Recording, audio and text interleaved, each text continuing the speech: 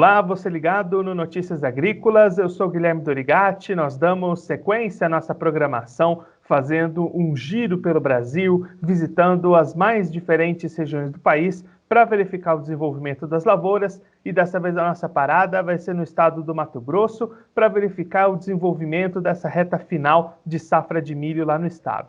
Quem vai conversar com a gente sobre esse assunto é o Daniel Latorraca, ele que é superintendente do IMEA, já está aqui conosco por vídeo. Então seja muito bem-vindo, Daniel, é um prazer tê-lo aqui no Notícias Agrícolas. Bom dia, Guilherme, bom dia a todos os telespectadores do Notícias Agrícolas, os amigos produtores. É sempre bom participar com vocês aqui para atualizar o mercado sobre as nossas informações e o que acontece aqui no nosso estado também. Daniel, a colheita já praticamente encerrada aí no estado, como é que foram esses trabalhos? O produtor teve boas condições de colheita, os trabalhos andaram dentro do previsto? O que a gente pode resumir desse andamento de colheita aí no estado do Mato Grosso? Na semana passada, na sexta-feira, atingimos um pouco mais de 98% da área já colhida, né? A gente observou um ritmo de colheita, o que já era esperado para o período, né?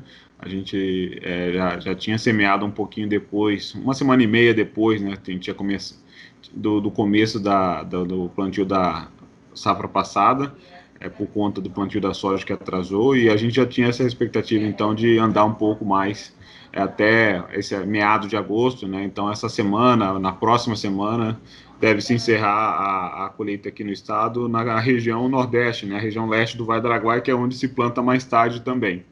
Então, tendo essa perspectiva, tudo dentro do normal. O que mudou, na verdade, de lá para cá foi uma perspectiva de melhora, né? Que a gente teve dentro das lavouras do estado. A produtividade melhorou um pouquinho, né? No último relatório que a gente soltou de safra, a gente atualizou a produtividade para 67 sacos, e isso fez então com a produção atingisse 33,5 milhões de toneladas, e agora a gente deve fazer, agora no final da colheita, uma última estimativa de safra para consolidar todos esses números.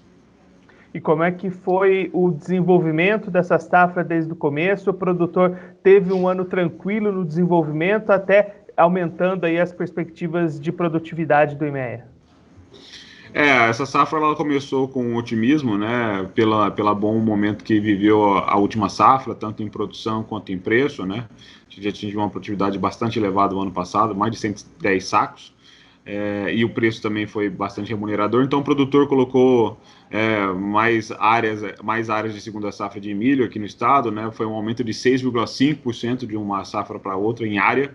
A gente atingiu 5,2 milhões de hectares, né? Havia uma preocupação, obviamente, com a produtividade esse ano o avançar do plantio fora da janela, né? Que ocorreu esse ano, mais do que o ano passado, mas no final do dia a gente viu que esse desenvolvimento ocorreu bem na maioria das regiões. Tivemos regiões, sim, que tiveram o corte da chuva um pouco mais cedo, né? Que prejudicou no final. Alguns municípios da região sudeste, outros da região oeste, que não colheram muito bem, né? Mas quando a gente olha no cenário geral do estado, como eu falei, a gente até revisou, na verdade, a produtividade um pouco para cima, mas ela ficou ainda abaixo dos 110 sacos que a gente colheu o ano passado, né? Então, por isso que a gente tem quase que uma produção parecida, porque esse aumento de área, obviamente, compensou essa queda na produtividade. E aí, Daniel, falando da sanidade das lavouras, a gente conversando, né, com os produtores de diversas regiões, a gente nota que esse ano teve uma pressão bastante alta de cigarrinha em algumas regiões. Que análise o IMEA faz da sanidade das lavouras nessa segunda safra de 2020? A gente vem acompanhando isso, né? Hoje nós temos algumas ferramentas que nos auxiliam para a produtividade, né? A questão de clima, a questão de pressão ou alerta para alguma praga, né? Nesse sentido, nós temos uma cooperação muito interessante com a ProSoja atualmente, né? Que é o projeto AproClima, que tem nos auxiliado muito nessas nossas atualizações e acompanhamento da lavoura. E então isso tudo, né, Guilherme, para a gente aqui do IMEA, né, isso se torna, vamos dizer assim, o desafio e vamos dizer assim, insights para que a produtividade cresça ou mantenha neutra ou diminua, né? Então, dentro dessa perspectiva, o que ocorreu, na verdade, não só a questão da cigarrinha, mas também a preocupação de alguns produtores com uma estiagem que ocorreu, né, uma pausa da chuva que ocorreu, né, em algumas regiões também em relação ao clima. A gente reduziu a produtividade no meio desse caminho, né, por isso que eu estou falando que a novidade foi esse aumento da produtividade, e agora no final, com a colheita, com o grão já colhido, né, já nas máquinas, a gente sabendo os volumes, a gente viu que essa pressão, não só sanitária, mas também de clima, ela não foi tão grande como a gente esperava lá, por exemplo, em maio e junho. E aí, agora falando das negociações, a gente vem acompanhando, né, o volume bastante alto de vendas antecipadas nessa safra, o último número do IMEA apontando aí 90% já negociado, e agora um produtor um pouco mais afastado do mercado, aguardando para negociar esse restante lá na frente. É por aí, né, Daniel? Como eu falei, né, no início, esse otimismo lá em dezembro, em novembro do ano passado, né, ele se converteu em comercialização antecipada, né? Eu acho que o principal número desse otimismo foi esse grande avanço que eu vi ocorrendo já lá em julho ainda do ano passado com a comercialização dessa safra que a gente está colhendo agora, né? A gente chegou agora no mês de junho com mais de 80% já vendido desse milho, né? Isso não é uma coisa, vamos dizer assim, que acontece todo ano, é uma coisa extremamente diferenciada, né? E a gente teve só um ano, acho que com esse percentual de 80%, mas que na verdade que foi um ano que a gente teve que corrigir depois pela quebra de safra que teve, eu acho que, se eu não me engano, foi na safra 15 e 16. Mas a gente nunca tinha chegado na colheita com tanto milho comercializado, assim como a gente comercializou esse ano. Um pouco diferente, obviamente, que 2016, porque lá em junho nós já sabíamos que iríamos colher, né, ou principalmente a maioria dos produtores já saberia ter um volume já seguro, né, de segurança que ele poderia vender essa safra. Então, essa comercialização antecipada ela ajudou bastante, né, a que o preço não caísse agora na colheita. A gente observou assim leves quedas no início de julho e agora em agosto já se recuperando numa forte tendência de alta no preço, né, pela essa falta de disponibilidade, né? Então, por mais que a gente tenha colhido um pouquinho mais do que o ano passado, né, o preço ele não perdeu sua firmeza, na verdade ele voltou na sua tendência de alta, consolidando, na verdade, assim, corroborando com o número que a gente já estava antecipando para o mercado lá em maio, em junho, né, que já estava boa parte dessa safra vendida. Então é isso que a gente está vendo agora, né, a safra 19 e 20 praticamente vendida, e os negócios realmente que estão mais aquecidos para a próxima safra, né? O produtor já preocupado aí, já fechando também os fertilizantes. Aquele otimismo que eu citei em julho do ano passado, ele se mantém para esse ano, porque a maioria dos produtores escolheram bem, então, de novo, e vão vender bem também as suas safras.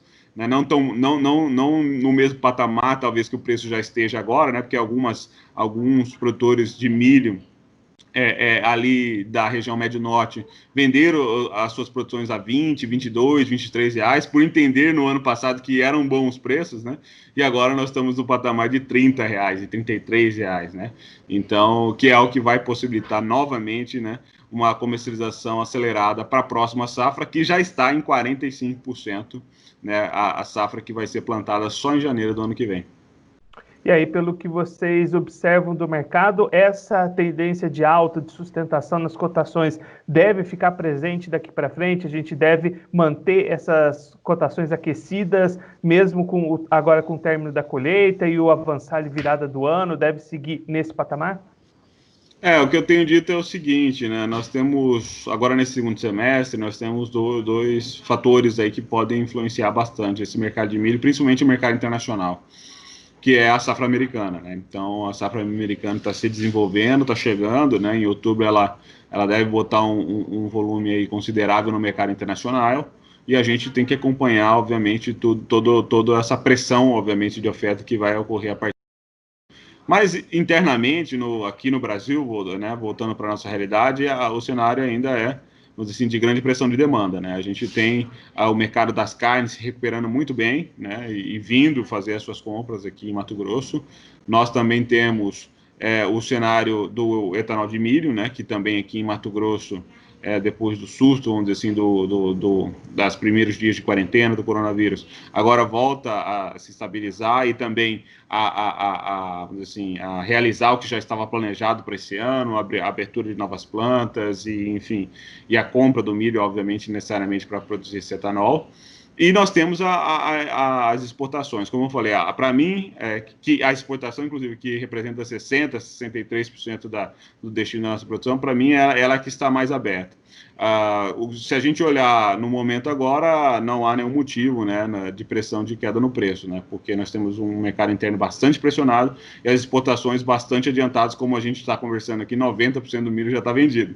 Esses 10%, né, até a gente está relatando no nosso boletim, o produtor está, obviamente, esperando aí para ver a melhor situação para vender esse milho, já pagou os custos, agora é a hora de olhar para o mercado, né, e ver os melhores momentos, principalmente aquele que tem armazém, né. A gente sempre cita isso porque não são todos os produtores que têm essa possibilidade de segurar o milho por muito tempo, por não ter a própria estrutura. Mas aqueles que têm armazém, não tenho dúvidas que... E tem o silo bolsa também, né, que tem uma alternativa no caso do milho. Mas aqueles que têm armazém potencialmente devem esperar os momentos do mercado. Como eu falei, né, Guilherme, eu acho que agora no momento, ao que me parece, o mercado mais aquecido é para a safra que vem, né, devido a essa baixa disponibilidade do milho que a gente tem aqui no mercado interno.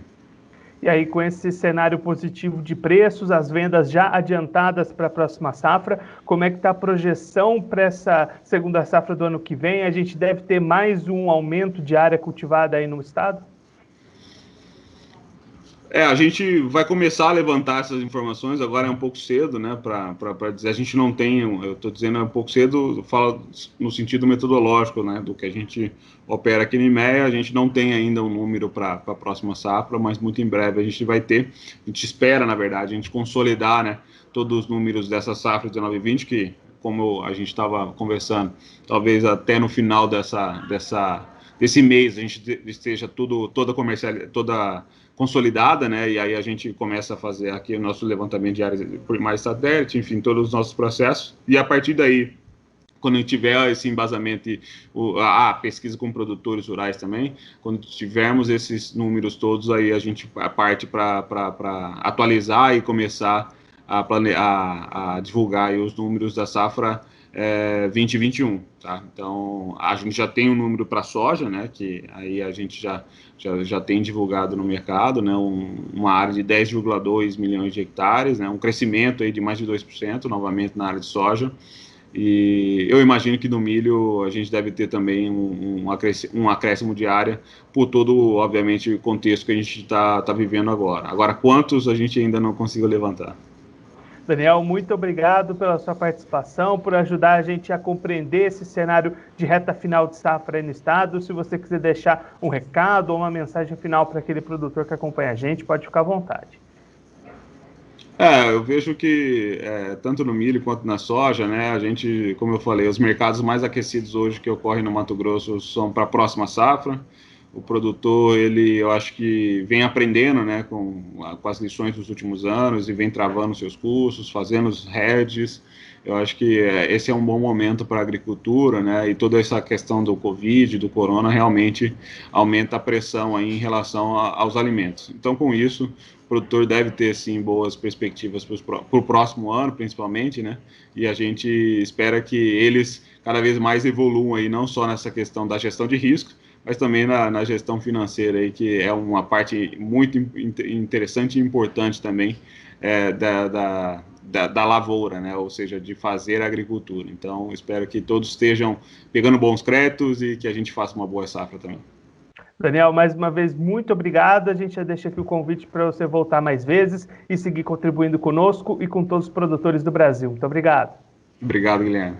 Daniel Latorraca, ele que é superintendente do IMEA, conversou com a gente para traçar um panorama dessa reta final de safra de milho lá no estado do Mato Grosso. Segundo Daniel e os dados do último boletim do IMEA, mais de 98% das lavouras já colhidas nesse momento, restando ali apenas menos de 2% para finalizar os trabalhos e uma revisão para cima da produtividade média lá no estado, que era esperada mais baixa, mesmo assim um patamar inferior à safra passada, mas na hora da gente analisar o volume produzido total, aí patamares bastante similares, já que a área teve um acréscimo significativo nessa safra lá no estado do Mato Grosso. Daniel também destacando as negociações muito avançadas para essa safra, já mais de 90% negociadas, e aquela parte restante o produtor nesse momento aguardando, armazenando, esperando o desenvolvimento do mercado, já que ele já vendeu boa parte dessa produção, já está bastante